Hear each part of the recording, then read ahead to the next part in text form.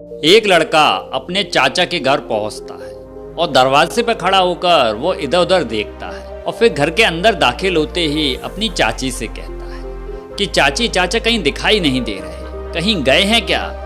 और मुझे बहुत तेजों की भूख लगी है चाची, क्या बनाया है तुमने? जो भी बनाया है जल्दी से निकाल कर दे दो। चाची चुपचाप रसोई में जाती है और खाने की थाली लाकर उसके सामने रख देती है और खाना खत्म करके लड़का बोलता है, चाची अब मैं चलता हूँ, बहुत देर हो गई है मुझे घर से निकले हुए। लेकिन तभी चाची उसका हाथ थाम लेती है और बेहद धीमी आवाज में कहती है, घर में बहुत अकेलापन लगता है बिट्टू मुझे, और मुझे डर भी लगता है, क्यों ना आज तुम रात यहीं रुक जाओ तो अच्छा रहेगा। लड़का कुछ पल के लिए सोचता है और फिर चाची के कमरे में जाकर उसके बिस्तर पर जाकर लेट जाता है। और उसके बाद कुछ ऐसा हुआ जिसने पूरे बलिया शहर की रूह कपा डाली।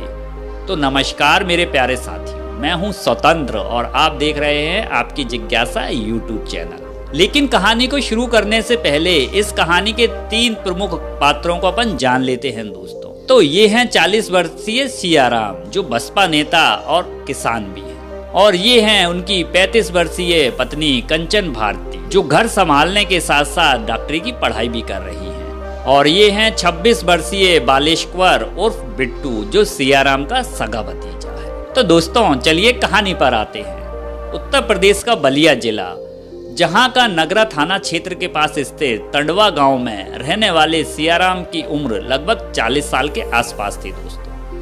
और जो सियाराम थे ना, वो बहुजन समाज पार्टी के एक सक्रिय और सम्मानित क्षेत्रीय नेता थे दोस्तों। पता है दोस्तों, राजनीति के साथ साथ सियाराम अपनी पुश्तैनी खेती बाड़ी भी संभाला करते और उनकी पत्नी का नाम कंचन भारती होता है दोस्तों, जिनकी उम्र तकरीबन 35 के आसपास की थी।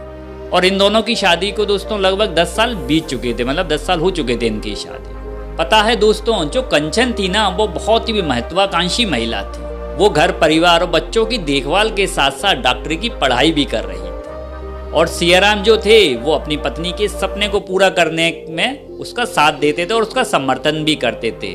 पता है दोस्तों, जब भी सियाराम को अपनी राजनीतिक गतिविधियों जैसे रैलियों में जाना हो, बैठक के सिलसिले में बाहर जाना हो, या कुछ भी काम हो, खेती बाड़ी का काम हो, वो सारे काम अपने 26 साल के सगे भतीजे बिट्टू को सौंप देते थे, क्योंकि उनको बहुत बिजी रहते थे। और जो बिट्टू था वो अपने चाचा सियाराम की बहुत ज़्यादा इज्जत किया करता था। सियाराम का हर कहा हुआ काम वो बिना रोक टोक, बिना सवाल किए हुए तुरंत पूरा कर देता। और जो कंचन थी ना, वो अपने इस आज्ञाकारी भतीजे को भी बहुत मानती थी। जब कभी भी बिट्टू घर पर आता तो उसको बिना खाए पिए वो जाने नहीं देती थी। दोस्तों कहानी में मोड़ लगभग 2 साल पहले यानी 2026 के आसपास आया। अब होता क्या है कि एक दिन सियाराम किसी राजनीतिक दौरे के कारण बाहर गए हुए थे और पीछे से बिट्टू का घर पर आना जाना तो था ही। सो वो सोचता है एक दिन कि चलो चाचा के घर हो जाता हूँ, मिले आता हूँ जाके और कुछ खा पी भी आऊँगा। और जैसे ही वो घर आता है तो देखता है कि चाची कंचन अकेली है, घर पर खाना बना रही हैं। बिट्टू बोलता है, चाची बहुत अच्छा, आज आप खाना बना रही हो, मुझे बहुत जोरों की भूख लगी है, जो बनाया है परस दो, मैं तो खा लूंगा। कंचन भी खाना लगाकर उसको दे देती है थाली में कि ले बेटा खा ले तू। तो बिट्टू खाने लगता है और खाना खाने के बाद जब वो जाने लगा तो कंचन ने उसे रोक लिया और बोली कि बिट्टू मुझे अकेलेपन से बहुत डर लग रहा है, और क्यों ना तू आज यहाँ रात में रुक जा, कल सुबह चले जाना, उसमें क्या हुआ। बिट्टू भी मान जाता है कि चलो ठीक है, चाची बोल रही है तो रुक जाते। और चाची के बिस्तर पर जाकर वो सो जाता है दोस्तों। और रसोई का सारा काम धाम निपटा निपटू के चाची यानी कंचन भी उस बिस्तर पर जाकर सो जाती है, थक गई थी सो। और फिर क्या था दोस्तों, रात में उन दोनों ने वो किया जो उन्हें शायद नहीं करना चाहिए था। उन दोनों के बीच की जो एक मर्यादा थी ना, वो टूट चुकी थी। और दोस्तों जब सुबह हुई तो बिट्टू को अपनी गलती का बहुत पछतावा हुआ। उसको लगा कि उसने अपने चाचा के भरोसे का कत्ल कर दिया है। और उसने कंचन से भी कहा कि चाची मुझे माफ़ कर दो, मुझसे बहुत बड़ी गलती हो। चाचा मुझे माफ़ नहीं करेंगे, अगर उनको ये बात पता पड़ी तो वो मुझे जान से मार डालेंगे। लेकिन दोस्तों कंचन ने उसके डर को भांपते हुए उसे सांत्वना दी और बोली कि तू फालतू की चिंता मत कर, मैं हूं ना, तेरे चाचा को मैं संभाल लूंगी, तू डर मत जरा सा भी, चिंता मत कर, बस मेरे पे विश्वास रख।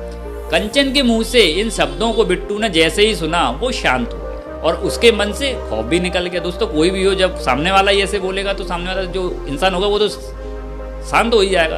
और फिर क्या था दोस्तों, इन दोनों के अवैध संबंधों का एक ऐसा सिलसिला शुरू हुआ जो थमने का नाम नहीं ले रहा था। अब जब भी सियाराम घर से बाहर होते, बिट्टू चाची के पास पहुंच जाता उचक्कर। कंचन को कॉलेज या किसी काम से बाहर जाना होता और सियाराम व्यस्त होते तो बिट्टू गाड़ी लेकर पहुंच जाता, और शक करने का तो सवाल ही पैदा नहीं होता था, क्योंकि दोनों का रिश्ता ही ऐसा था, क्योंकि दोनों सगे संबंधी थे, तो शक तो कोई कर ही नहीं सकता था। खैर दोस्तों, धीरे धीरे समय बीतता गया और आ गया 2025। कंचन की भी पढ़ाई पूरी हो चुकी थी, और जब पढ़ाई पूरी हुई तो उसने सियाराम से बोला मैं अपनी क्लिनिक खोलना चाहती हूँ, तो सियाराम ने भी खुशी खुशी उसके लिए क्लिनिक खुलवा दी। अब कंचन रोज सुबह 9 बजे क्लिनिक जाती और शाम को वापस लौट आती, और सियाराम उसे क्लिनिक छोड़ने भी जाते थे और लेने भी जाते थे। दोस्तों, समय धीरे धीरे गुजरता गया और साल 2026 आ गया, और 11 अगस्त 2026 की सुबह सियाराम ने कंचन को क्लिनिक छोड़ा और जाते जाते बिट्टू से फिर से बोल गए कि शाम को चाची को ले आना, मेरे को देर हो जाएगी रात में लौटते समय। अब क्या होता है दोस्तों, रात के 8 बजे जब सियाराम घर पहुंचे तो देखा कि कंचन अभी तक वापस नहीं आई। फिर क्या था, उन्होंने कंचन को फोन किया तो फोन की घंटी तो बज रही थी, लेकिन कोई सामने से फोन उठा नहीं रहा था। तो उन्होंने सोचा चलो कोई बात हो गई, उन्हें बिट्टू को भी लगा दिया फोन, और बिट्टू का फोन स्विच ऑफ जा रहा था। और धीरे धीरे दोस्तों रात हो गई, 9 बज गए। उनका माथा ठनका कि क्या बात है, चलो मैं ही खुद जाकर देख आता हूँ। और जब सियाराम क्लिनिक पहुंचे दोस्तों, तो उन्होंने देखा कि क्लिनिक का जो मेन दरवाजा है वो उड़का हुआ है, कुंडी उसकी लगी हुई है। और जैसे ही दोस्तों सियाराम ने कुंडी खोली, अंदर का नजारा देखा तो सियाराम के पैरों तले जमीन खिसक गई। कमरे के अंदर पूरा खून फर्श से लाल पड़ा हुआ था दोस्तों। कंचन बेसुध हालत में पड़ी हुई थी, और जब सियाराम ने कंचन को उठाने की कोशिश की तो उन्होंने देखा कि कंचन की सांसें थम गई हैं, मतलब वो खत्म हो गई थी। दोस्तों, अब क्या होता है, सियाराम चीख पुकार करने लग जाते हैं, और इनकी चीख पुकार सुन के अड़ोसी पड़ोसी सब इकट्ठा हो जाते हैं कि देखें चलो मामला क्या है। और लोग देखते हैं आगे तो उनके भी दिमाग खराब हो जाता है कि ये कैसे हो गया। तो उन्होंने क्या करा, फोन पुलिस को कर दिया, सूचना दे दी पुलिस को। पुलिस आती है दोस्तों और कंचन के शव को पोस्टमार्टम के लिए भेज देती और सियाराम से पूछताछ करना शुरू कर देती है। सियाराम रोते हुए बोलते हैं कि साहब मुझे कुछ भी नहीं पता, मैं अपने भतीजे बिट्टू को इसे लेने के लिए भेजा था कि जाओ तुम चाची को ले आओ। तो अब जब इन दोनों का फोन नहीं लगा तो मैं खुद देखने आ गया कि बात क्या है। देखा तो यहाँ ये मामला था।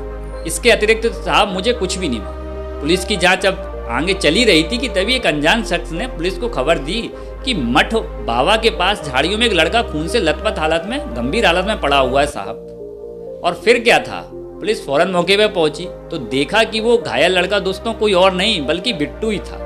पुलिस ने तुरंत बिट्टू को हिरासत में लिया और उसको अस्पताल में भर्ती करा दिया कि इसका ट्रीटमेंट करा देते हैं पहले। लेकिन अब दोस्तों पुलिस के सामने सबसे बड़ी पहेली ये थी कि आखिर क्लिनिक के अंदर कंचन का कत्ल किसने किया और क्यों किया, और जो बिट्टू है वो झाड़ियों में घायल अवस्था में कैसे पहुंच गया।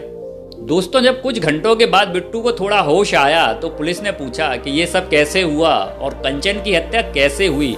तो वो पहले तो पुलिस को इधर उधर की बातें करके गुमराह करता रहा कि मुझे नहीं मालूम, मैं कुछ नहीं जानता।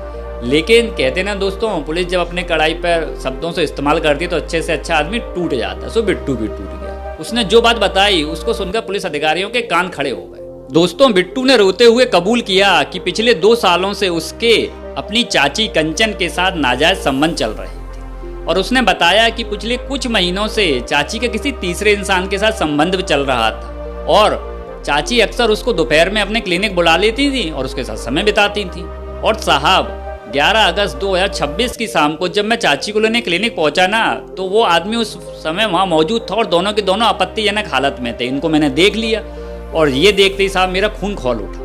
और जब उस आदमी ने मेरे को देख लिया कि इसने मेरे को देख लिया तो वो तो वहां से खिसक गया। लेकिन मेरी और चाची के बीच भयंकर कहा सुनी हो। जब मैंने चाची से चिल्लाकर पूछा कि तुमने उसे यहाँ क्यों बुलाया, तो चाची ने बेरुखी से कहा मुझसे, ये मेरी जिंदगी है, ये और मेरी क्लिनिक है, तुम कौन होते हो? अगर तुम्हें मेरे से संबंध रखना है तो रखो, नहीं तो वरना यहाँ से रफा दफा हो जाओ। मुझे बस फिर क्या था साहब, मैं अपना आपा खो बैठा और गुस्से में मैंने पास पड़ी भारी भरकम लोहे की रॉड उठाकर चाची के सर पर जोर से दे मारी, जिससे चाची की वही मौत हो गई और वो जमीन पर गिर गई। और साहब जब मैं घबराहट में वहां से अपनी बाइक लेकर भागा तो सामने से एक पिकअप गाड़ी आ रही थी, उससे मेरी टक्कर हुई और मेरा एक्सीडेंट हो गया और मैं गंभीर रूप से घायल हो गया और झाड़ियों में छुपकर बैठ गया ताकि मैं पुलिस से बच सकूं। लेकिन किस्मत ने मेरा साथ नहीं दिया साहब और मैं पकड़ा गया। और फिर क्या था दोस्तों, पुलिस ने कत्ल में इस्तेमाल हुई लोहे की रॉड, बिट्टू की मोटरसाइकिल और मोबाइल फोन जब्त कर लिया। गंभीर धाराओं में मुकदमा उसके ऊपर दर्ज हुआ और बिट्टू को जेल भेज दिया गया है। दोस्तों,